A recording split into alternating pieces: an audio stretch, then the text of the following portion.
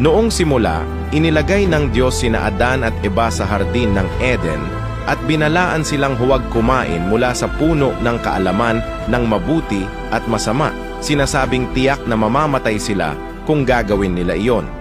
Ngunit tinukso sila ni Satanas at sinuway ang Diyos na naging dahilan ng pagpapatalsik sa kanila mula sa hardin.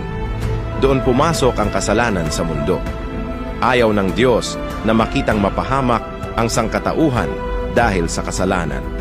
Kaya't naging tao siya at pumarito sa lupa na inuutusan ng sangkatauhan. Mangagsisi kayo, sapagkat malapit na ang kaharian ng langit.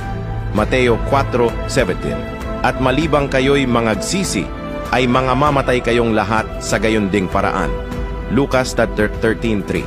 Subalit marami pa rin ang sumusunod kay Satanas. Binabaliwala ang mga utos ng Diyos. Patuloy sa paggawa ng kasalanan nang walang pagsisisi, at sa huli ay bababa sa impyerno. Hindi ito para takutin ka.